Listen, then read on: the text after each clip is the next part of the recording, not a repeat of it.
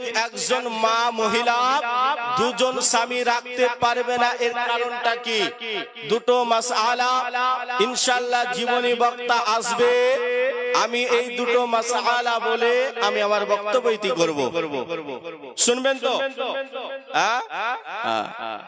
আল্লাহ পাক আল্লাহ তাআলা বললেন আপনাকে আমাকে দরুদ শরীফ পাঠ করতে, কিন্তু আপনি আমি যে সময় ব্যয় করে এইখানে বসে দরুদ শরীফ পাঠ করব, এর বদলা কি আছে? একটি ওয়াকিয়া শুনে নিন। যখন আপনি মারা যাবেন, মারা যাওয়ার পরে যখন আপনাকে কবরস্থানে রেখে চলে আসবে, আপনার সামনে যখন মিজানের পাল্লাটা খাড়া হয়ে যাবে, মিজানের পাল্লায় যখন নেকি এবং গুনাহ চেপে যাবে, যখন নেকির পাল্লা কম হয়ে যাবে, গুনার পাল্লা ভারী হয়ে যাবে, আল্লাহ পাক বলবেন ওগো আমার বান্দা বান্দি যাও এবার নেকি নিয়ে এসে নেকির পাল্লাকে ভারী করো।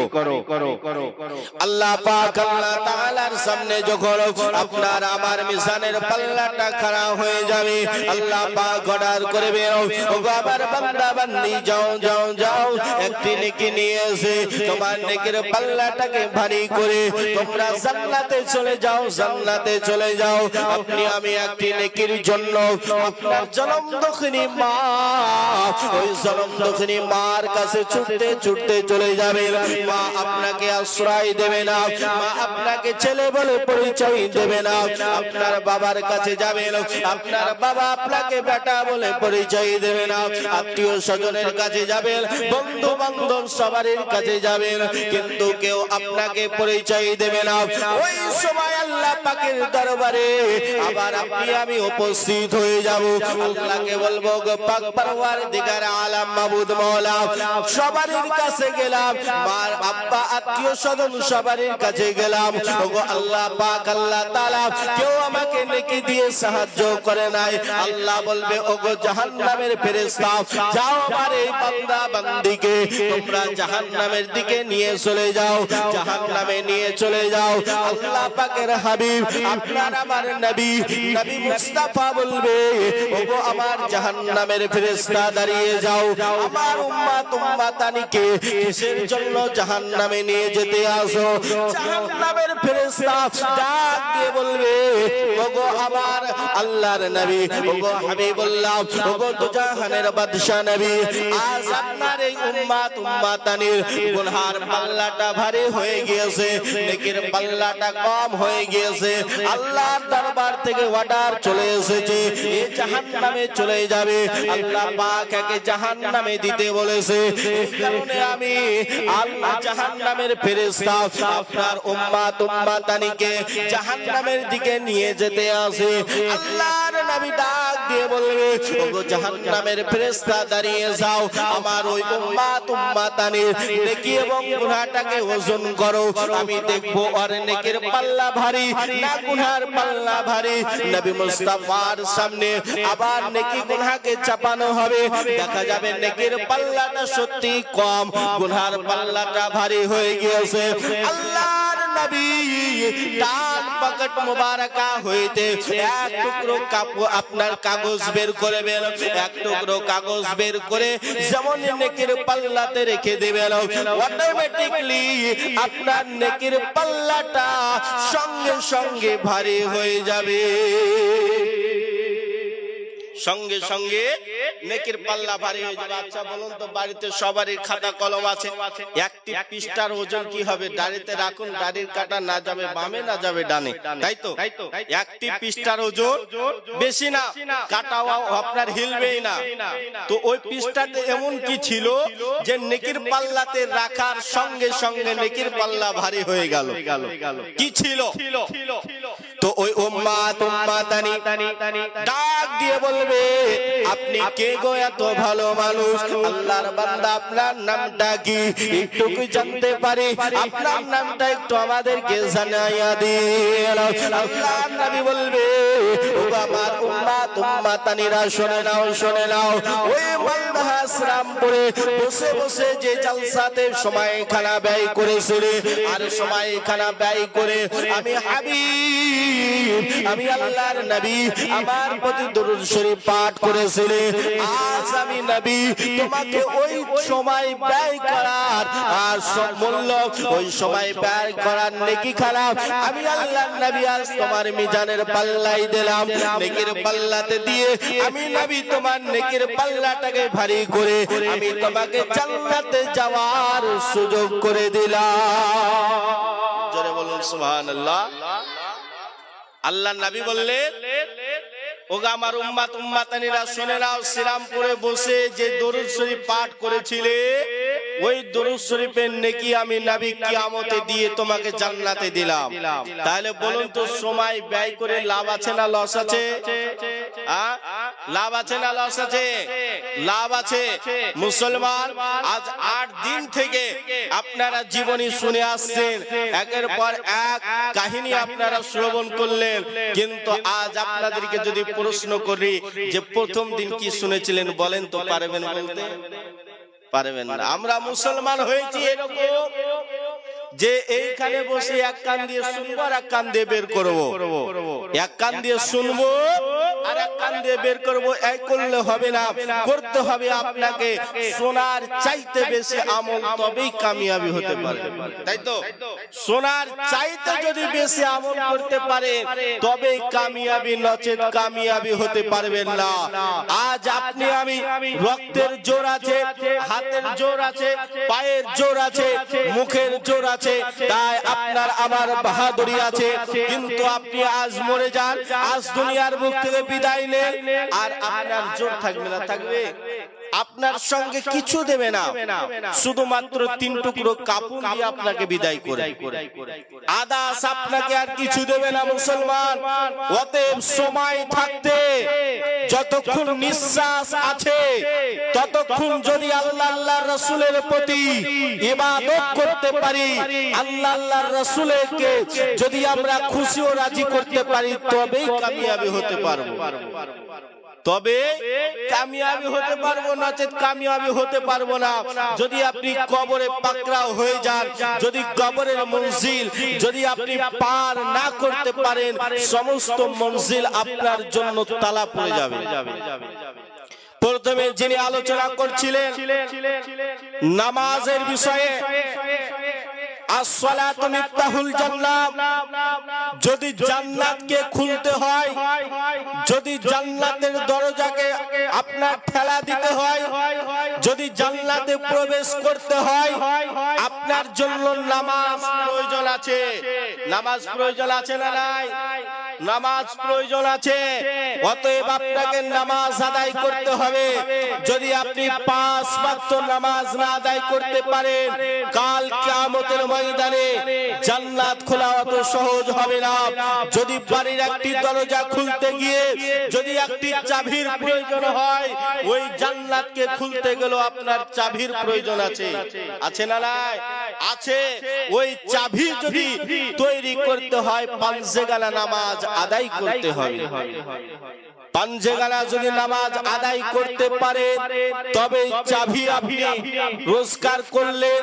আর যদি পাঁচেগালা নামাজ যদি আদায় না করেন, জান্নাতের চাবি খোলা খুব সমস্যায় আছে। বিরাদার মুআজ্জাজ মুহতারাম, আসুন আপনি আমি সকলে আল্লাহ মুখী হয়ে যায়, মসজিদে গিয়ে 5 ওয়াক্ত নামাজ জামাত সহকারে আল্লাহ পাক যেন আমাদের সকলকে পড়ার তৌফিক দান করেন। সকলে বলি আমিন। আসুন আল্লাহ পাক আল্লাহ তাআলা তিনার কালামুল্লাহ কোরআন শরীফের মধ্যে অপর জায়গাতে ইরশাদ করতে আছেন, আপনা আমার পূর্বে যিনি বক্তব্য রাখলেন নবী মুস্তাফাকে কেউ আমার মতো মানুষ বলে, আবার কেউ নবী মুস্তাফাকে আলাদা বলে। আসুন আল্লাহ পাক তিনার কালামুল্লাহ কোরআন শরীফের মধ্যে ইরশাদ করেন, কদ জাআকুম মিনাল্লাহি নূর ওয়া কিতাবুম মুবিন। হে বিশ্ব জগতের মুসলমান শুনে নাও, আর এসে গেল তোমাদের বুকে একটি নূর এবং একটি রওশন কিতাব। ব্রাদার মুআজ্জাজ মুহতারাম, কেউ বলে নবী মুস্তাফা মাটি, কেউ বলে নবী মুস্তাফা নূর, কেউ বলে নবী মুস্তাফা নূর ও মাটি দুটোই। ব্রাদার মুআজ্জাজ মুহতারাম, ঝামেলা হলো মাটি নূর নিয়ে, মাঝখানে বিপদে পড়ে গিয়েছে সাধারণ মানুষ। সাধারণ মানুষ ঝামেলায় পড়ে গিয়েছে যে কার কথা মানবো। ওর মুখেও দাঁড়িয়ে আছে, টুপি আছে, গায়ে পাঞ্জাবি আছে, ও বলছেন নবীর মাটি, এর গায়েও পাঞ্জাবি, টুপি, দাড়ি সবই আছে, ও বলছেন নবী নূর। তবে কার কথা মানবো? ওর কথা মানবো না এর কথা মানবো? তাই তো মানুষ এখন ঝামেলায় পড়ে গিয়েছে, বিভ্রান্ত পড়ে গিয়েছে। কার কথা মানবো? যদি মানতে হয় আপনাকে আমাকে হাদিসের কথাই মানতে হবে, হাদিসের কথাই মানতে হবে। হাদিস যা বলেছে সেটা আপনাকে গ্রহণ করতে হবে, কোরআন যেটা বলেছে সেটা আপনাকে গ্রহণ করতে হবে, আর সেই পথে আপনাকে আমাকে চলতে হবে। তবে আপনি আমি সঠিক পথের পথিক হতে পারবো, তবে আপনি আমি ইহদিনাস সিরাতাল মুস্তাকিমের পথিক হতে পারবো, নচেত হতে পারবো না। তাহলে আল্লাহ পাক বললেন এসে গেল পৃথিবীর বুকে নূর এবং কিতাব। তো নূর কাকে বললেন, কিতাব কাকে বললেন? তাফসীর উঠাতে হবে, এর ব্যাখ্যা দেখার জন্য আপনাকে তাফসীর দেখতে হবে। তাফসীরের ভিতরে কি বলা আছে? উঠান তাফসীরে রুহুল বায়ান, উঠান তাফসীরে আপনার বাইজাবি, উঠান যে তাফসীর পৃথিবীর প্রতিটা মাদ্রাসাতেই পড়ানো হয়। যত ফিরকা আছে সমস্ত ফিরকা ওয়ালা মাদ্রাসাতেই পড়ানো হয়, যত দল আছে সমস্ত দলের মাদ্রাসাতেই পড়ানো হয়। যেই তাফসীর না পড়লে মাওলানার ডিগ্রি অর্জন করা হয় না। যেই তাফসীরের নাম হলো তাফসীরে জালালাইন। এই তাফসীরে জালালাইন উঠান, এই তাফসীরে জালালাইনের ভিতরে আপনার সুন্দরভাবে উল্লেখিত রয়েছে জাআকুম মিনাল্লাহি নূর, এসে গেল তোমাদের বুকে একটি নূর, অর্থাৎ মুহাম্মাদুর রাসূলুল্লাহ সাল্লাল্লাহু তাআলা আলাইহি ওয়াসাল্লাম, ওয়া কিতাবুম মুবিন, এবং একটি রওশন কিতাব অর্থাৎ আল কোরআন, কোরআন শরীফ। জোরে বলি সুবহানাল্লাহ। তাহলে নূর বলতে কাকে বোঝানো হলো? নবী মুস্তাফাকে। কিতাব বলতে কোরআন শরীফকে। ব্রাদারে মুআজ্জাজ মুহতারাম, আসুন প্রশ্ন হলো নবী মুস্তাফা কি হাকিকাতানি নূর? নবী মুস্তাফা কি হাকিকাতানি নূর? আসুন একটু লক্ষ্য রাখি। হযরতে আদম পয়গম্বরের দিকে, হযরতে আদম পয়গম্বরকে যখন আল্লাহ পাক তৈরি করার জন্য নিজের ইচ্ছাটাকে প্রকাশ করলেন যে আমি আদম পয়গম্বরকে তৈরি করব, আদম পয়গম্বরকে তৈরি করার জন্য ফেরেশতাদেরকে অর্ডার করা হলো, আয় আমার ফেরেশতারা চলে যাও জমিনে, জমিন থেকে মাটি নিয়ে এসো, আদমকে তৈরি করব, অর্থাৎ পৃথিবীর বুকে মানুষকে প্রেরণ করব। আল্লাহ পাকের অর্ডার হলো, ফেরেশতারা জমিনে আসলেন, মাটি কেউ নিয়ে যেতে পারলো না। হযরতে ইসরাইল আলাইহিস সালাম জমিন থেকে মাটি নিয়ে গেলেন, মাটি নিয়ে যাওয়ার পরে আদমের পুতলাকে তৈরি করা হলো, আদমের দেহকে তৈরি করা হলো।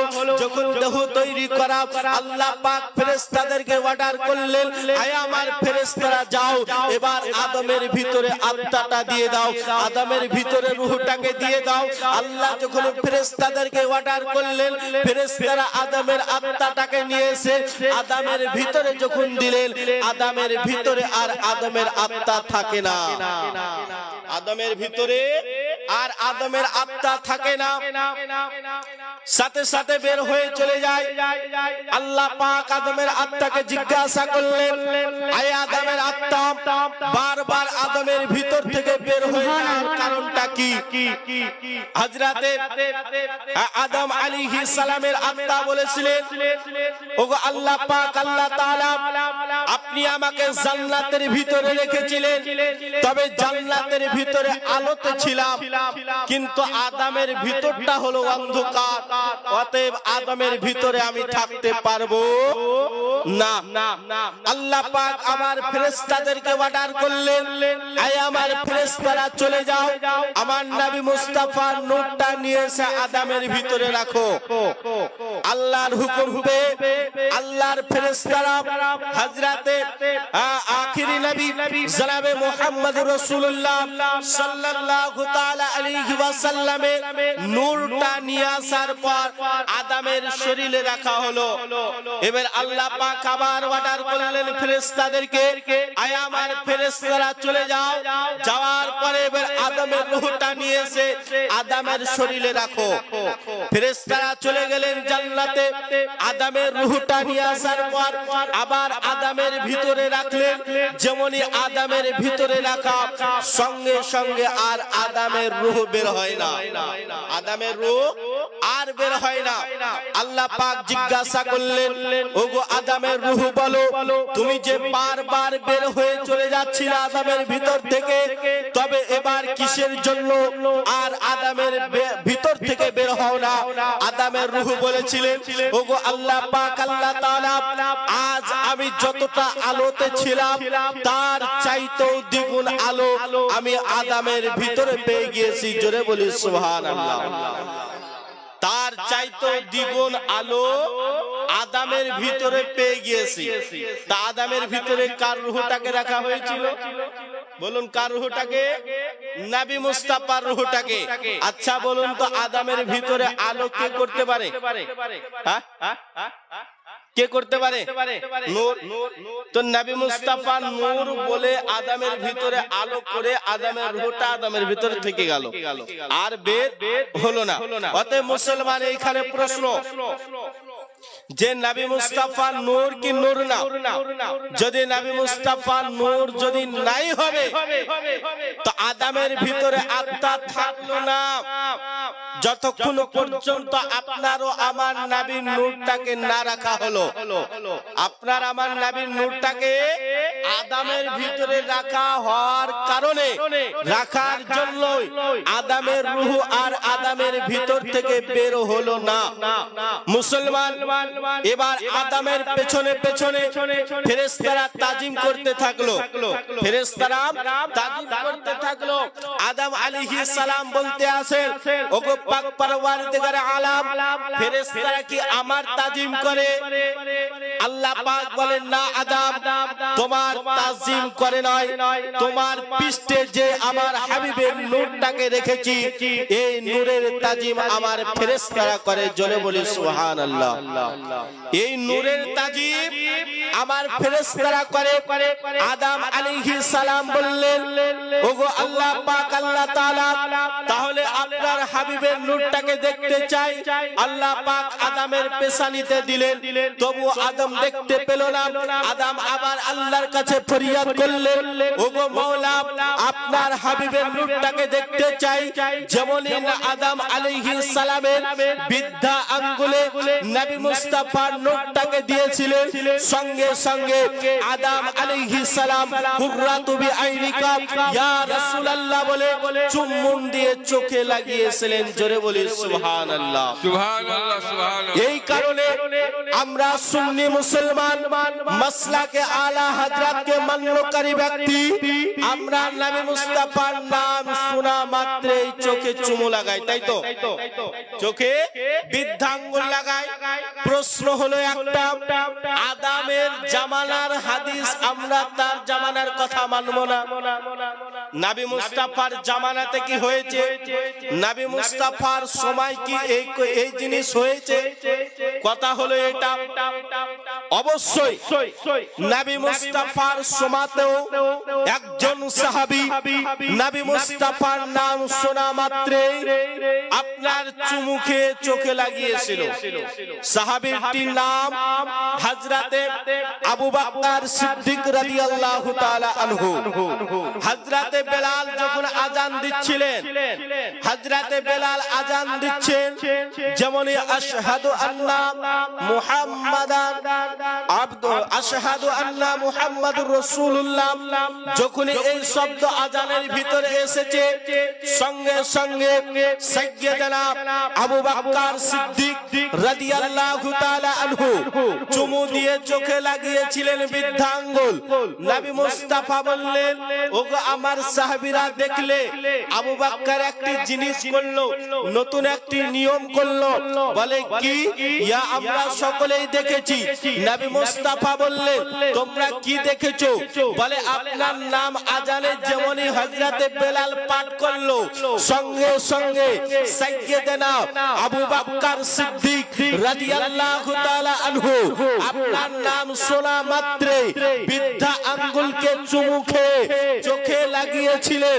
আল্লাহর নবী বললেন, ওগো আমার সাহাবীরা শুনে নাও, কোন আমার উম্মতি যদি এই সুন্নাতকে মেনে চলে, যদি এটাকে ফলো করে চলে, আমি নবী বলে গেলাম ওর চোখে কোনোদিন অসুখ আসবে না। জোরে বলি সুবহানাল্লাহ, সুবহানাল্লাহ।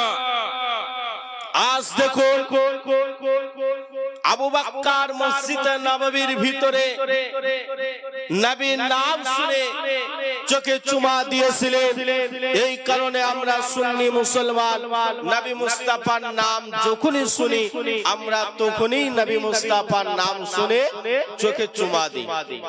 আসুন যে নবী মুস্তাফার নূর আপনার সম্মুখে বলছিলাম, আল্লাহর নবী আকা মুহাম্মদুর রাসূলুল্লাহ দাঁড়িয়ে আছে, কিছু সাহাবীও সঙ্গে আছে। এক ইহুদি নবী মুস্তাফার দরবারে উপস্থিত হয়ে গেলেন।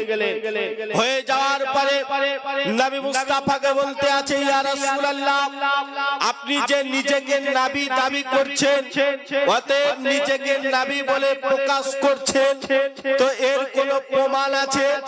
এর কোনো মুজিজা আছে? আপনি কি কিছু মুজিজা দেখাতে পারবেন? নবী মুস্তাফা বললেন, ওগো ইহুদি, বলো তুমি কি মুজিজা দেখতে চাও? ইহুদি বলেছিলেন, ওগো আল্লাহর নবী, ওই যে খেজুরের গাছ দেখতে পাচ্ছেন, ওই খেজুরের গাছকে যদি আপনি আপনার দরবারে নিয়ে আসতে পারেন, তবে আপনাকে আমি নবী বলে সাক্ষী দেব, আপনাকে নবী বলে মেনে নিব।